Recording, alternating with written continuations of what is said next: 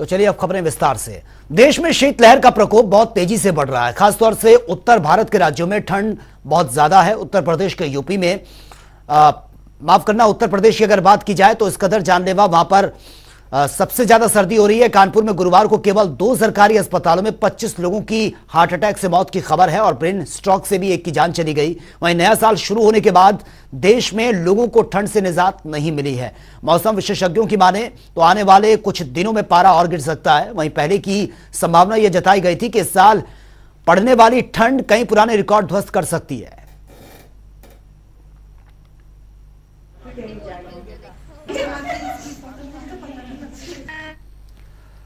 और वहीं उप मुख्यमंत्री केशव प्रसाद मौर्य बाराबंकी जिले के दौरे पर रहे हैं, जहां पर एक पंचायत में आयोजित ग्राम चौपाल कार्यक्रम में शामिल हुए और ग्रामीणों की समस्याओं को उन्होंने सुना है। यहां पर उन्होंने जिले के अलग अलग विभागों के द्वारा लगाए गए स्टॉल्स को देखा है और विकास कार्यों का भी निरीक्षण किया। इस दौरान उन्होंने अखिलेश यादव पर भी निशाना साधा। उन्होंने कहा कि जनता ने उन्हें बेरोजगार कर दिया है। उन्होंने कहा कि प्रदेश में अब माफियागिरी करना, जमीनों पर कब्जा करना, कट्टा और बॉम्ब बनाने की फैक्ट्री लगाने जैसा काम अब नहीं हो पा रहा है।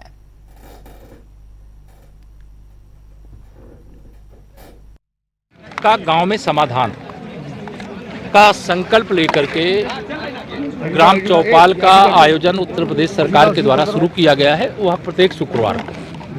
आज मैं बाराबंकी जनपद के सिंधियावा ग्राम सभा, जहां से मेरा पुराना नाता भी है, और आज जब इस ग्राम सभा में कार्यक्रम लगा और मुझे जानकारी मिली तो व्यक्तिगत तौर से, चूँकि एक राम भक्त के रूप में मैं श्री राम जन्मभूमि आंदोलन का सिपाही रहा हूँ और विश्व हिंदू परिषद के उस समय प्रांत संगठन मंत्री के नाते इस गांव में आना हुआ था, और आज इस ग्राम सभा की चौपाल में आकर के व्यक्तिगत तौर से मुझे बड़ा संतोष हुआ है। और जिस प्रकार से हमारे लिए सिंधियावा ग्राम सभा, वैसे ही जनपद की प्रत्येक ग्राम सभा, प्रदेश की प्रत्येक ग्राम सभा ग्राम चौपाल का हिस्सा अलग अलग शुक्रवार में बनेंगी।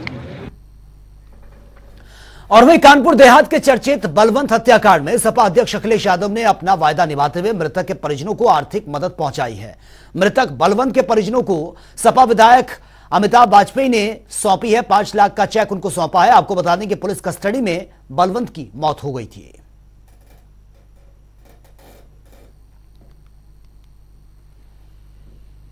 और वहीं आदिशक्ति मां विंध्यवासिनी धाम में पहुंचे हैं प्रदेश के परिवहन मंत्री दयाशंकर सिंह ने कहा है कि सड़क सुरक्षा सप्ताह को सार्थक बनाने के लिए जन सहयोग का भी इसमें अहम जिम्मेदारी रहती है। अधिकारियों का एक टास्क फोर्स ये बनाया जाएगा, जिसमें परिवहन, पुलिस और खनन विभाग इसमें शामिल होगा। यह टास्क फोर्स ओवरलोडेड वाहनों के परिवहन पर रोक लगाएगी, जिससे कि दुर्घटनाओं में कमी आए। और वहीं उप मुख्यमंत्री ब्रजेश पाठक की ओर से राहुल गांधी पर दिए गए बयान पर भीषण ठंड में भी टी शर्ट पहनकर भारत यात्रा वो कर रहे हैं, भारत जोड़ो यात्रा कर रहे हैं। कौन सी विटामिन की गोलियां उन्होंने खाई हैं, इस पर बोलते हुए स्वास्थ्य मंत्री होने के नाते उनको इसकी ज्यादा जानकारी होगी, मुझे मालूम नहीं है।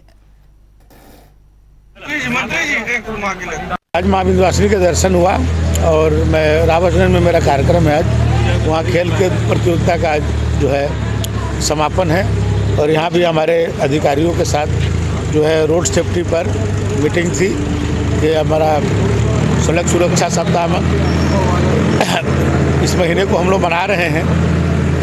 5 जनवरी से लेकर के 4 फरवरी तक सड़क सुरक्षा के लिए सब कार्यक्रम आयोजित किए गए हैं। इसके भी समीक्षा हुआ है और ओवरलोडिंग रोकना है, इस पर हम लोग एक टास्क फोर्स बननी है, जिसमें हमारे विभाग, पुलिस विभाग और खनन विभाग को, तीनों विभागों को मिल करके, क्योंकि 100% इस पर नियंत्रण करना है, क्योंकि आज सड़क दुर्घटनाएं बहुत बढ़ रही हैं, इसको रोकना है। इसके लिए हम लोग पूरे महीने भर इस कार्यक्रम को आयोजित करेंगे। और वे रामपुर एमपी एमएलए कोर्ट ने 9 जनवरी को सुनवाई की तारीख नियत करते हुए आजम खान और तंजीम फातिमा को कोर्ट में उपस्थित होने के लिए कह दिया है। अब्दुल्ला आजम खान और तंजीम फातिमा काफी समय से कोर्ट में तारीखों पर उपस्थित नहीं हो रहे हैं और इसी को देखते हुए तीनों को कोर्ट में 9 जनवरी को उपस्थित होने के निर्देश दिए गए हैं।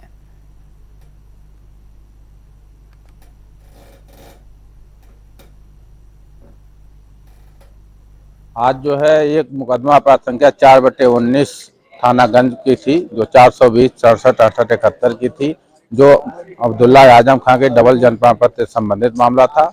उसमें PW 15 किशन अवतार के जीरा के लिए पत्रावली आज नियत थी। बचाव पक्ष द्वारा हस्तगत प्रार्थना पत्र प्रस्तुत किया गया कि उनको जो है हाईकोर्ट में ट्रांसफर एप्लीकेशन डालने के लिए 6 दिन का समय दिया जाए, जिसका मेरे द्वारा जो है आपत्ति की गई कि कल भी इसी प्रकार का प्रार्थना पत्र दिया गया और ऐसा कोई प्रावधान 309 में नहीं है। तो जिस पर माननीय न्यायालय ने इनके प्रार्थना पत्र को खारिज कर दिया और जीरा का अवसर समाप्त करते हुए पत्रावली को जो है 313 दंड क्रिया संहिता के अंतर्गत बयान अभियुक्त का अंकित करने के लिए दिनांक 9 तारीख को नियत कर दी गई। और वे रामपुर से चौंका देने वाली खबर सामने आई है, जहां पर सांसद घनश्याम लोधी को परिवार सहित बॉम्ब से उड़ाने की धमकी मिली है। माना जा रहा है कि आतंकी लश्कर-ए-खालसा की ओर से व्हाट्सएप पर यह धमकी मिली है। धमकी वाला मैसेज इंग्लिश और पंजाबी में लिखा हुआ था।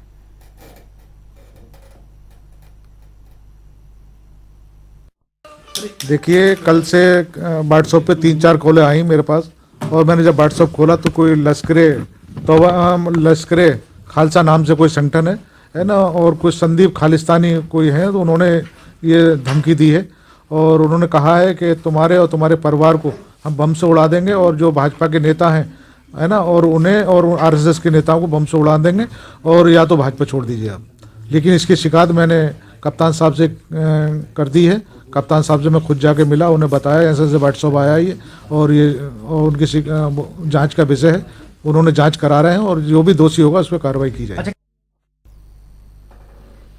और विवादों में चल रही पठान फिल्म को लेकर विश्व हिंदू परिषद के राष्ट्रीय प्रवक्ता विनोद बंसल ने कहा है कि पठान के बेशर्मी को सीबीएफएससी ने कुछ निर्देश दिए हैं और देखना यह होगा कि अपने आप को वो कितना सुधार पाते हैं। और अभी तक हिंदू समाज से माफी मांगने की बात तो दूर की बात है, उसके निर्माता, निर्देशक या जिहादी कलाकारों ने अपनी बेशर्मी पर अभी तक एक शब्द तक नहीं बोला है।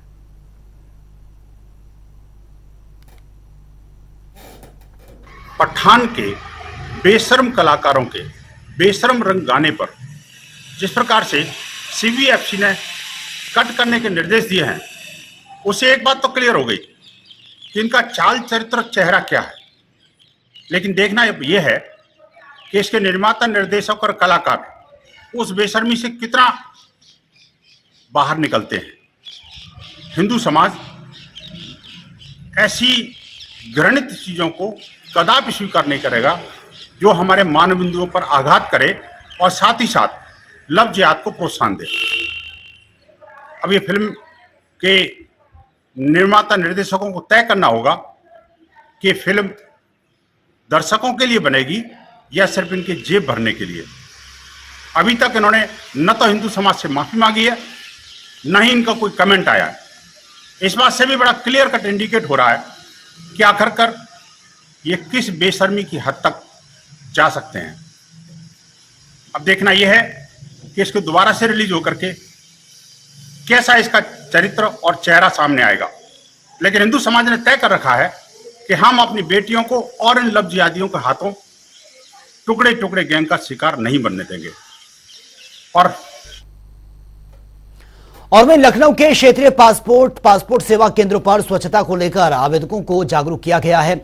Regional passport officer Kanishk Sharma ने शनिवार को लखनऊ पीएसके में नुक्कड़ नाटक का आयोजन करते हुए लोगों को जागरूक किया है। इस दौरान नुक्कड़ नाटक टीम ने लोगों के साथ पासपोर्ट और आवेदक और पासपोर्ट कर्मी सम्मिलित रहे हैं। कनिष्क शर्मा ने आवेदकों के साथ ही कार्यालय के कर्मचारियों से भी सफाई में सहयोग मांगा है।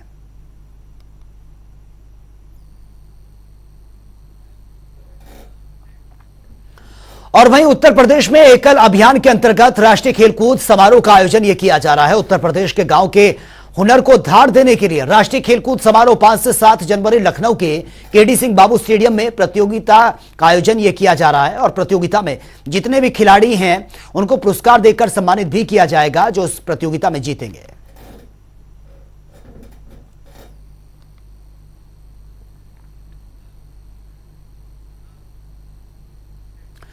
और वहीं लखनऊ विकास प्राधिकरण ने राजाजीपुरम स्थित काला पहाड़ झील के पुनर्द्वार का कार्य शुरू कर दिया है, जिसके तहत उसमें जल शुद्धिकरण यंत्र भी लगाए जाएंगे। डॉक्टर इंद्रमणि त्रिपाठी ने झील को प्राकृतिक रूप से विकसित कराने का काम शुरू कर दिया है।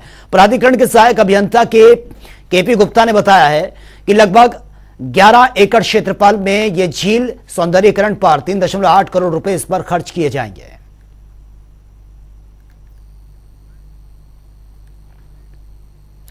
और वह उत्तर भारत में कड़ाके की ठंड पड़ रही है। इस गलन भरी सर्दी के साथ ही कोहरे की चादर ने रेलवे परिचालन पर बड़ा असर डाला है। जहां कड़ाके की ठंड से आम जनजीवन पूरी तरह से अस्त व्यस्त हो गया, तो वहीं रेल के पहिए थमते हुए नजर आ रहे हैं। कोहरा रेलवे के ट्रेनों के पहियों पर ब्रेक लगाने का काम कर रहा है, तो गलन भरी सर्दी यात्रियों के लिए मुसीबत का सबब बनी हुई है। आगरा कैंट स्टेशन पर यात्री अपनी ट्रेनों का घंटों इंतजार करते हुए नजर आ रहे हैं।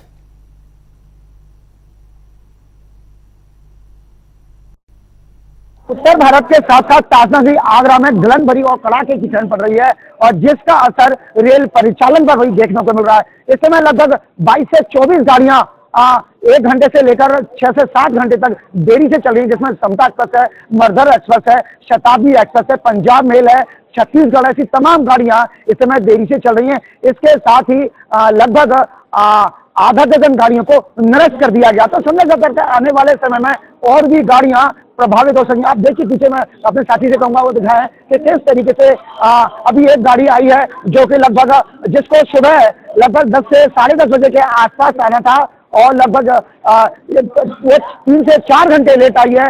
तो कह सकते हैं कि यात्रियों को इस कड़ाके की ठंड में देरी का भी सामना करना पड़ा है। इसमें बच्चे भी होते हैं, बुजुर्ग भी होते हैं और जिन लोगों को अति आवश्यक कार्य से जाना होता है उनको भी समय से नहीं पहुंच पा रहे हैं वो, जिसके चलते वो रेलवे को कोस रहे हैं। रेलवे के साथ साथ ठंड और कोहरे को भी कोस रहे हैं। तो आने वाले समय में ये परेशानियां और भी देखने को मिल सकती है। अब देखना होगा कि जिस तरीके से रेलवे मंत्रालय लगातार दावे करता है कि यात्रियों को किसी भी परेशानी का सामना नहीं करना पड़ेगा, लेकिन उनको फिलहाल बहुत सारी परेशानियां झेलने के लिए आगे भी तैयार रहना चाहिए।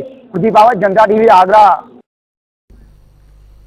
और रामपुर के इतिहास को पहचान दिलाने के लिए नवनिर्वाचित विधायक आकाश सक्सेना ने जब प्रधानमंत्री नरेंद्र मोदी से मुलाकात की तो रामपुर की रियासत कालीन ऐतिहासिक धरोहर रजा लाइब्रेरी के प्रचार प्रसार के लिए विश्व पटल पर पहचान दिलाने के लिए प्रस्ताव रखा गया है, जिस पर प्रधानमंत्री नरेंद्र मोदी ने आश्वासन देकर जल्द ही रामपुर रजा लाइब्रेरी के लिए कुछ बड़ा ऐलान करने की उन्होंने बात कही थी, जिसके बाद विश्व की अमूल्य धरोहर रजा लाइब्रेरी के सारे रामपुर को विश्व पटल पर चमकाने की कवायद तेज हो गई है।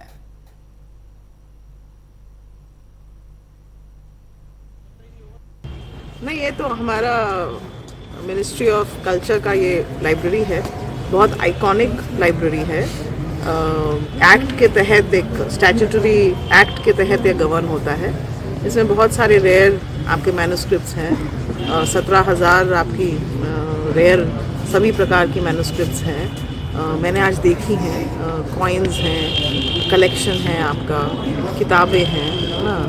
इनका अनुवाद होना चाहिए, इस लाइब्रेरी को एक पहचान मिलनी चाहिए। तो जो भी मिनिस्ट्री की स्कीम्स हैं उसके तहत हम कोशिश करेंगे और 2024 में ये 250 साल सेलिब्रेट करने वाली है लाइब्रेरी। तो आई थिंक जनता को जो इसके अंदर है, रिसर्चर्स हैं, उनको इसको देखने का मौका, अप्रिशिएट करने का मौका मिलना चाहिए। तो इसी हिसाब से हम लोग यहाँ विज़िट करने आए हैं। एमएलए साहब ने बहुत सारे सुझाव हमें दिल्ली में दिए थे और इनकी विज़िट के बाद ये हमारा कार्यक्रम बना। तो अब सब लोग मिल के मीटिंग करेंगे, जो अच्छे सुझाव आएंगे, जो हो सकता होगा ज़रूर उनको इम्प्लीमेंट करने की कोशिश। और खनन विभाग ने लाल कुआं और पंतनगर से सटे गौला नदी के किनारे स्थित कई स्टोन क्रशर में ताबड़तोड़ छापेमारी की है, साथ ही सभी के स्टॉक भी चेक किए गए हैं। इस दौरान खनन विभाग की टीम की छापेमारी कार्रवाई से खनन कारोबारियों में हड़कंप मचा हुआ है।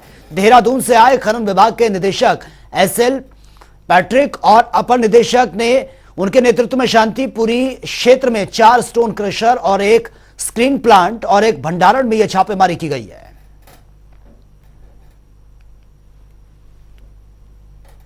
बाजपुरम शांतिपुरी क्षेत्र में अवैध खनन की शिकायतें प्राप्त हो रही थी। शासन के निर्देशों क्रम में कल और आज इन क्षेत्रों में छापेमारी की गई और क्रशरों में मटेरियल जो भी था उसकी नापी की गई, पैमाइश की गई और उनकी सीसीटीवी से जांच की गई। सीसीटीवी के जांच में पाया गया कि इनके द्वारा अवैध रूप से आरबीएम का क्रय किया जा रहा है और 2 दिनों में कल 12 क्रशरों और प्लांटों की जांच हुई, जिसमें से 9 क्रशरों की अनियमितता पाए जाने पर उनकी सीज किया गया, उनके पोर्टल वगैरह को बंद कर दिया गया और ये कार्रवाई आगे भी चलती रहेगी। और राज्य में लोगों को बार बार बेघर करने की प्रक्रिया और खास तौर पर हल्द्वानी के वनभूलपुरा क्षेत्र में बन रही स्थिति पर राज्य के विपक्षी दलों और विभिन्न जन संगठनों की ओर से एक संयुक्त शिष्टमंडल ने जिलाधिकारी सोनिका को ज्ञापन सौंपा है। शिष्टमंडल में उत्तराखंड महिला मंच, चेतना आंदोलन, मजदूर यूनियन और साथ ही किसान संगठनों के प्रतिनिधियों के साथ उत्तराखंड कांग्रेस की मुख्य प्रवक्ता गरिमा दसौनी, सीपीआई और अन्य विपक्षी दलों के प्रतिनिधि भी शामिल रहे हैं। हमारा एक सर्वदलीय शिष्टमंडल यहाँ डीएम साहब से मिलने के लिए आया था। हमारे मुख्यतः आक्रोशित और शुद्ध साथी थे जिन्होंने सरकार का बहुत ही संवेदनहीन जो पक्ष था वनभूलपुरा मामले में उसको डीएम साहब के सामने रखा। ऐसे में सरकार जो है 14 सदस्यीय समिति गठित कर रही है और औपचारिकता मात्र अपनी पूरी कर रही है। और बागेश्वर के ग्रामीण क्षेत्र में खड़िया खनन का विवाद थमने का नाम नहीं ले रहा है। आलम यह है कि खड़िया खनन के विरोध में ग्रामीण स्तर से उठने वाली आवाज को दबाने के लिए खनन कारोबारियों की ओर से ग्रामीणों पर झूठे मुकदमे लादे जा रहे हैं। पीड़ित बासु खेतवाल का कहना है कि खनन कारोबारी मेहरबान सिंह राठौर के पास सड़क में खड़िया भंडारण का कोई लाइसेंस नहीं होने के बाद भी अवैध खड़िया का भंडारण यहां पर किया जा रहा है।